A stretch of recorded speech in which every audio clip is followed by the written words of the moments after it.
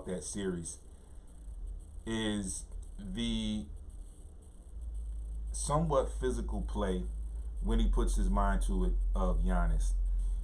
He does have moments, in my opinion, where he tries to do too much, bring the ball the length of the court, and then try to go one on one.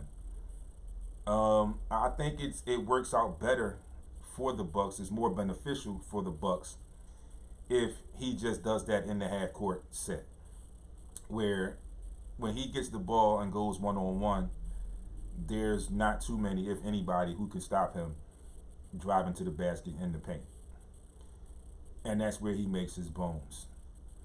Uh, there's also the issue of his free throw shooting and his free throw routine.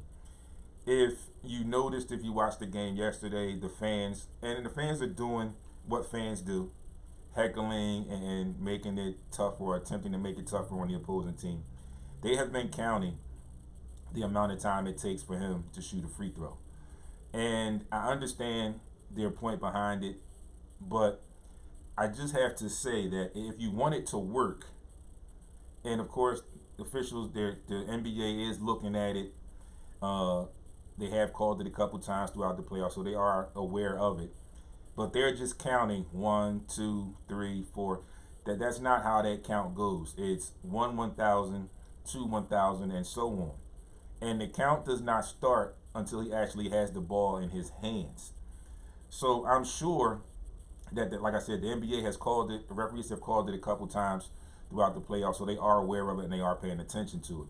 But again, the fans are going to be the fans, and they're going to do what they do and try to heckle him. And last night, it worked a little bit. And his free throw percentage is not great for him to be as aggressive as he is most of the time around the block. On the block and in the paint.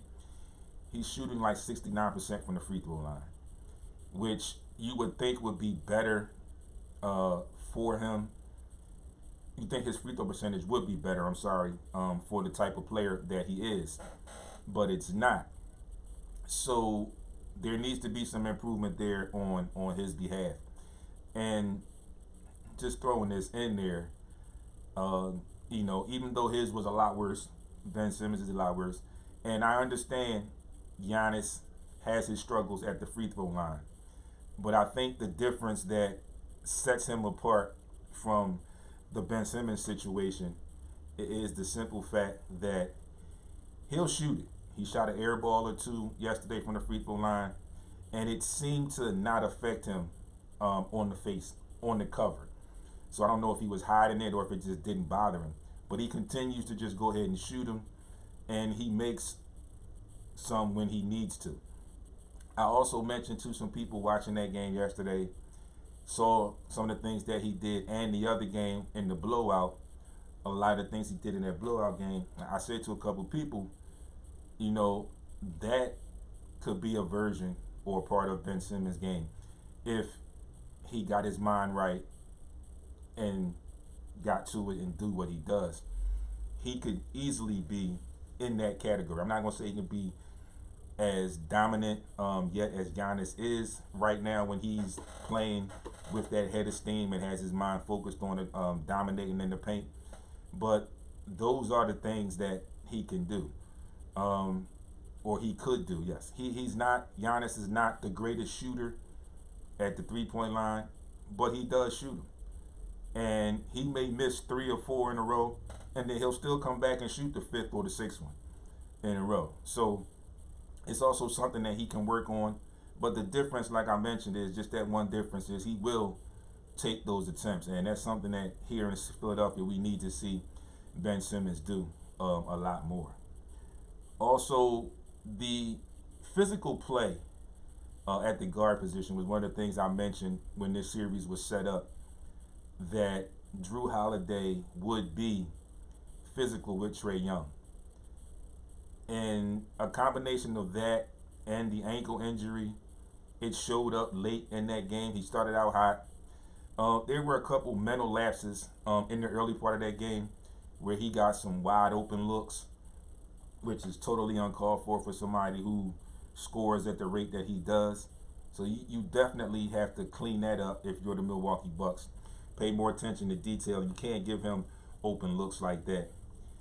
And I think what I also mentioned to some people as well, I felt like if the Bucks got this game, the series would probably be over. I think I know they took some wind out of the sails, a lot of wind out of the sails with the blowout win. And then yesterday, they're starting to pull the hearts out, if you will, from the Atlanta Hawks. A lot of those guys late in that game and after that game and watching the post-game show and seeing them in the locker room, listening to their coach talk to them, were hanging their heads. They look almost beat. I'm not going to say just beat yet. I'm going to say almost beat. One of the things that Nate McMillan said to them in that locker room was, and this is just a coach trying to keep the spirits up and encourage his team, which he should do. He said that this is the same series that they were already in, and making slight reference to the Sixers series. They've been there before, and they'll come back, and they need to get Game 4. Well, Nate, I have to disagree with you on that, and I don't feel that it's the same series. Again, like Baldy mentioned when he was here last week, shout out to him, couldn't be here with me today. We kind of broke some things down for you about the Sixers and where their team was and how we felt they should have been ranked as far as numbers wise. And we also mentioned that a lot of the fans got caught up in that number 1 seed. And the difference between the Bucks and the Sixers is the fact that the Bucks have shooters. They have more shooters. Although the Sixers were missing Danny Green, so that arguably could have helped, and I feel like that would have helped in that series, but he wasn't there, so we had to do what we had to do. But the Bucks have more shooters, I'm going to say more pure shooters, if you will, than the Sixers do have on their current roster right now. And I think that makes them just a touch better in this type of series, playing against this young, feisty team, because they can get themselves back in the game a little bit quicker than the Sixers could. We all know the situation with the Sixers with Ben Simmons, and it's tough. In reference to the Sixers, the way the NBA is set up right now, it's tough to rely on your 7-foot center to have to play in the mid-range and play out on the perimeter a little bit to try and get you to win. Like I mentioned, in that situation, a lot of times the Sixers were playing 4-on-5, so the double teams were easier, which in essence, if you understand basketball, sometimes pushes a player off of the block where they don't have the proper spacing to work what they do on the block, which you know Joel can do. And a lot of people arguably are going to say, well, yeah, he should have stayed on the block. He could have did more damage on the block. You also have to understand what I just said. When you have a lack of shooting, a lack of spacing, then you throw in the mix also a player that doesn't shoot. It makes it a lot easier for that team, for the opposing team, to double team your guy on the block. And the other guys just didn't step up when we needed them to step up. So that's the story behind that. But in this series right now, I think, again, like I mentioned, I think yesterday's game gave the Hawks something to think about. Like I said, I knew going back to Atlanta, they would come out right out the gate and throw a strong punch, and they did do that. I expected that. I also expected the Bucks to come back. At times it looked like it wasn't going to happen, but then again, like I mentioned, Chris Middleton got hot when they needed him to get hot. He made some timely buckets down the stretch that got them over the top and got them to the win yesterday. So I don't understand. Again, as a coach, a former coach, and a player, I understand the concept of that dialogue with Nate McMillan telling his team that they've been in that position. This is the series that they just left. But watching both series, I think it's a little different. And I think from the body language of the Atlanta Hawks players at the end of that game and after that game yesterday, I think they realized that this is a little different. And they're doing a lot of the things, and I'm speaking of the Bucks, that I said the Sixers did not do enough of in the series. I mentioned that they were going to be physical with Trae Young, and Drew did do that. Applaud him for that. Trae Young, great player, but he's been physical with him, and you understand. You have to understand basketball. That's going to take away a little bit from your legs on the offensive end. Also, I think the Bucks, although he's not really a major offensive threat, but he can hit the corner three. I'm speaking of PJ Tucker for the Bucks. They have started out games with Trae Young guarding him because they know that situation. They know that he's going to stand in the corner mostly. They use him for defensive rebounding. He's going to stand in the corner. So Trae's getting a chance, a lot of time to rest on the defensive end. I think they need to incorporate that into their game plan and just kick the ball to him some. Make Trae Young get closer. He's playing that distance where he can. So he's basically like playing free safety out there on defense. And with guys like that score at the rate that he does, basketball wisdom, basketball knowledge, you got to make him play some defense on the other end. You cannot allow him to rest as much as he has been allowed to rest in both of these series. So I think the Bucks will stay on top of it, and I think they feel like they're in the driver's seat right now, especially with that comeback win. Like I said, they took a lot of wind out of the sails with that blowout, and they're inching away. They took a little bit more yesterday with that comeback win. So we'll definitely see how that series plays out. Again, in my opinion, I think the Bucks are going to win this series. I honestly don't think that, and like I said, this is considering what the situation is with the injury with Trae Young. I don't think that they have enough experience to get over the Bucks if Trae Young is not there 100% or if he cannot play for some odd reason. So I'm thinking that series is just about over. The Bucks are halfway there to getting to the NBA Finals. And in my opinion and my belief, I think that they will be playing the Phoenix Suns as a representative of the Western Conference. The Phoenix Suns, another young team with not a lot of playoff experience. They have the great Devin Booker, but they also now have Chris Paul, who does a lot of things for that team that have gotten them to this point. It's also the coaching. Monty Williams, really good coach. He was an assistant here. He played for the Sixers for a brief time during his NBA career. But I think the addition of Chris Paul, the legitimate traditional point guard who can also score, has done wonders for that team. You see the difference in the play of DeAndre Ayton. Again, you see the play of the young guys, Cameron Johnson, Mikal Bridges, those guys. So I think the missing of Kawhi is a big part of where the Clippers are right now. And ironically, it's 3-1. And I'm playing devil's advocate here, and if anyone wants to comment, feel free.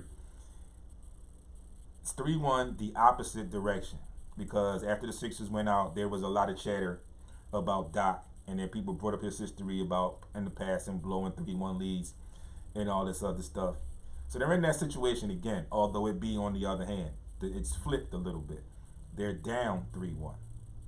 So, could you really say that it was Doc's fault, like people have been trying to say, the fans in an upset state, because of the way the Sixers went out, and I understand it. But asking for Doc to be fired after 1 year, knowing the Sixers organization, that's not going to happen. Like I said, you play the numbers. They ended up with the number one seed a year after being swept out of the playoffs in the bubble. So he's not going to be fired after 1 year. And again, I am not pulling him out of the woods, pulling him out of the water. Like I mentioned last week, there's enough to talk about all the way across the board about how that series went and how they lost that series. And we covered most of that last week, so I'm not going to delve back into that. But I just wanted to throw that out there and say they're down 3-1 this time. I'm speaking of the Clippers. Was it really Doc that lost them? And you also, I've mentioned to people, you have to understand, and this is me with my coach's hat on once again. The coach can only do but so much, okay? And I make reference to the players and putting the players in the proper position or the right position to win and win games. If your coach puts a player in and gives him specific details on what he needs from him, if that player doesn't successfully do that, is that really the coach's fault? A lot of times coaches become the scapegoat in that, but you can tell the player, listen, I need you to just get out there, control the ball. They're going to foul you and shoot free throws, or watch your spacing. You'll be open for some jump shots. I need you to be ready to shoot and knock those jump shots down. If the player goes out on the floor and doesn't do that, is that really the coach's fault? The coach can tell him what to do, but the coach can't get out there and do it for him. So there's a difference of opinions there in that situation with me. And I think that series is pretty much over. Like I said, the Kawhi Leonard being out factor, he's definitely out for tonight's game, tonight at 9 on ESPN. So I think Phoenix can close this game out, close this series out tonight, just because of the way that they're playing. And this is no discredit to the other guys on that team. Paul George has been up and down. He missed a free throw the other night. But you have some guys that have contributed. Reggie Jackson, Patrick Beverly, Terrence Mann. But I think the Suns, healthy, are a better unit, right now. The missing of Kawhi Leonard is looming huge for the Clippers right now. And again, like I just mentioned, he's out tonight. So we'll see if the Clippers can do something and push this series to a game 6. I don't think it's going to happen. I think that it'll be over tonight and the Suns will be in the NBA Finals to play the winner of the Eastern Conference Finals, the Hawks or the Bucks. And again, on that side, I think it will be the Bucks. So you got some new blood, in my opinion, some new blood playing for the NBA championship. And I think it'll be good to see. I think that will be a good matchup, Milwaukee and Phoenix, because they have some pieces together or individually on each team that can do some things. And I think it's going to be a great series in the finals. So with that being said, we also the other night, we found out the order for the draft lottery. The draft, NBA draft, is exactly 1 month and 1 day away. July 29th will be the NBA draft. Speaking of the Sixers in regards to the draft, right now, currently, they have 3 picks. In round 1, they have the number 28 pick, and they have 2 picks in the second round, number 50, which they attained from the Knicks, and number 58.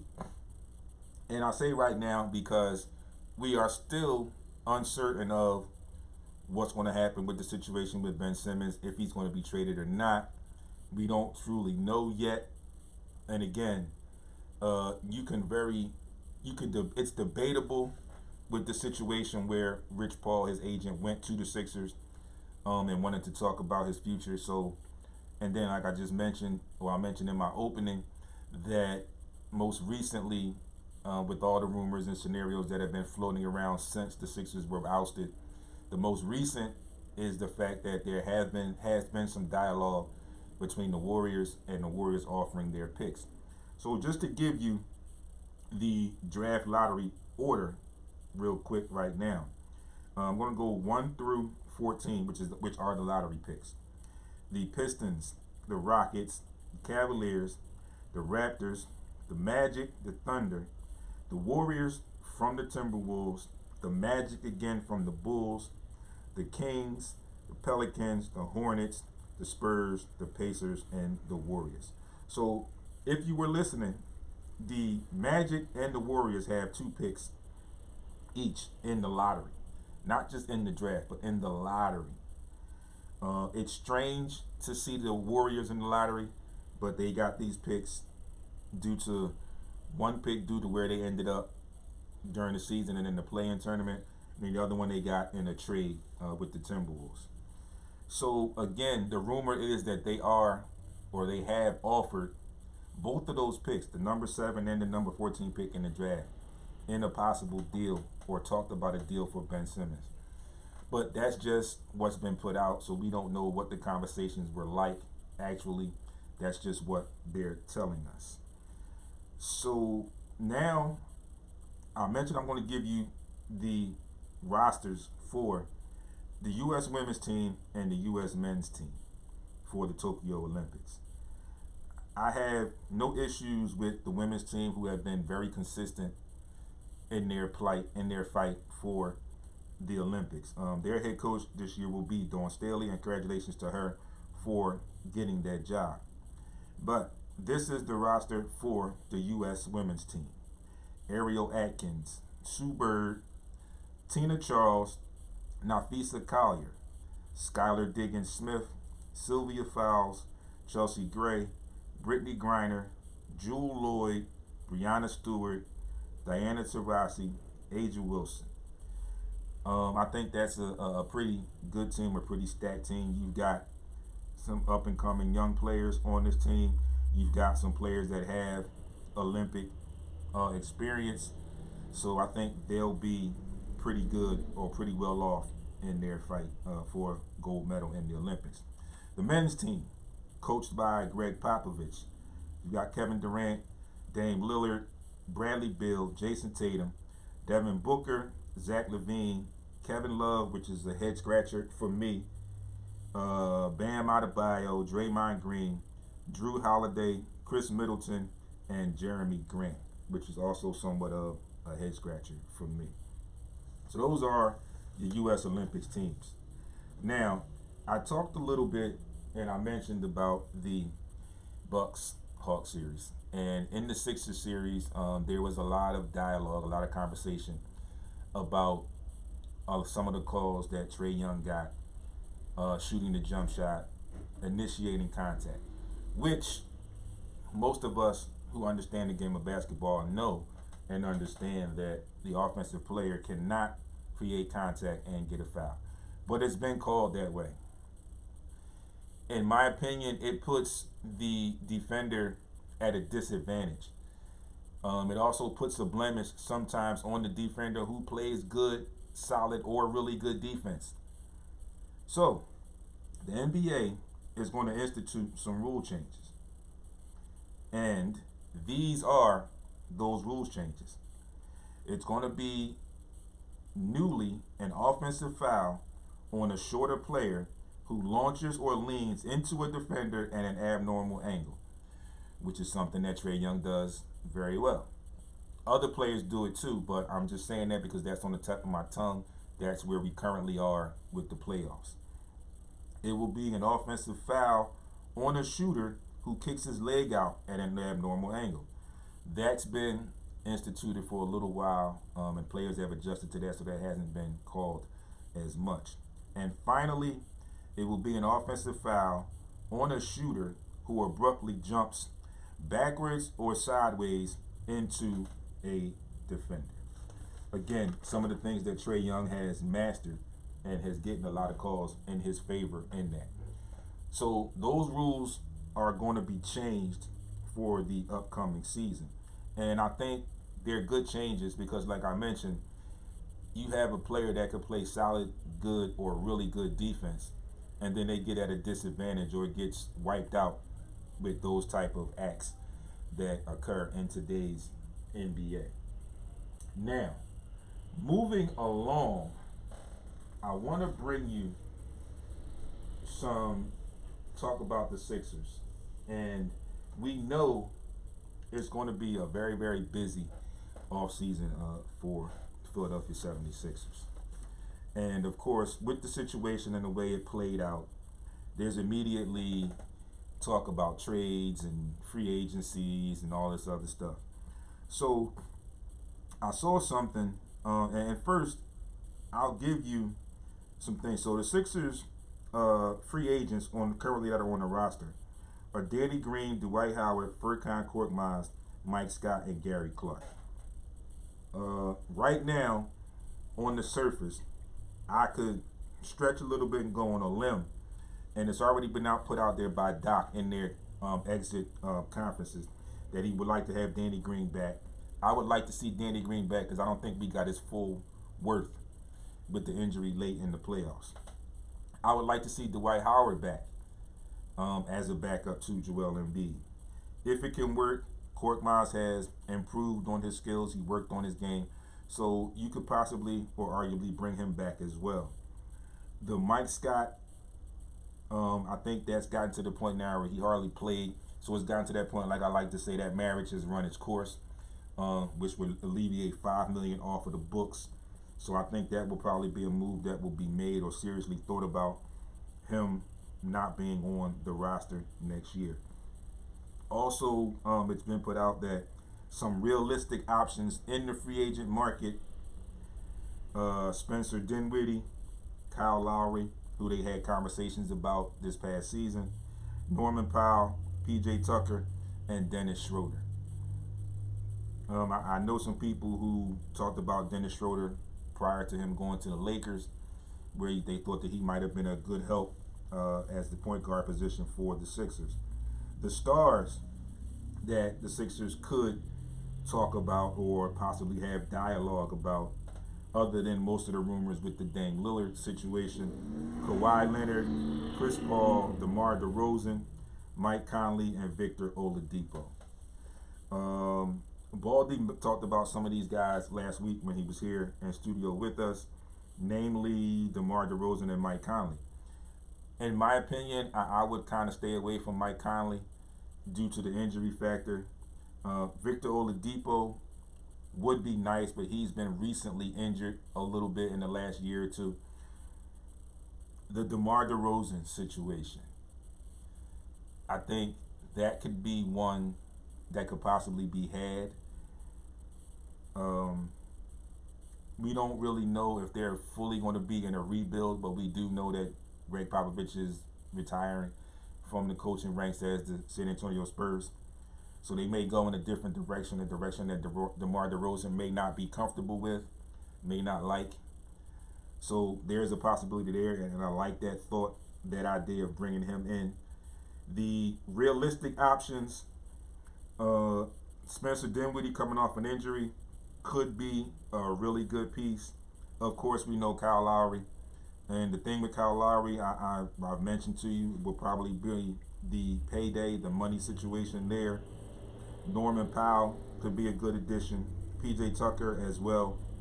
But the bottom line, unless they do something and try to go with a full training camp and have George Hill as the starting point guard, or Tyrese Maxey, whoever can win that job, I think you still need, like Baldy always says, some point guard help or some guard help, that a player that can create his own shot off the dribble and can knock down an open jump shot. Not necessarily a three, but an open jump shot, and will be a threat to shoot, and that can create. The biggest part is that can create his own shot off of the dribble. It is what is a big need for my Philadelphia 76ers right now. So, again, going to be a busy, busy summer for the Sixers. And like I always do, any information I get, I will relay it to you as I do. So, I'm going to take another break. When I come back, I'm going to talk a little bit about another article that I saw about the NFL and their concussion settlement. There's also, I mentioned to you maybe 2 weeks ago, a story about Michigan, the University of Michigan, and their doctor with the alleged sexual abuse of players. And we're going to talk a little bit about that. There's another player who has come out and has brought some other stuff to light about that situation. You are tuned in to Sports Rap right here on Heat 100 Radio. It's your boy, Sports Rap D. I'm going to take a quick break. When I come back, we'll pick up on those other stories, and we'll see you on the other side.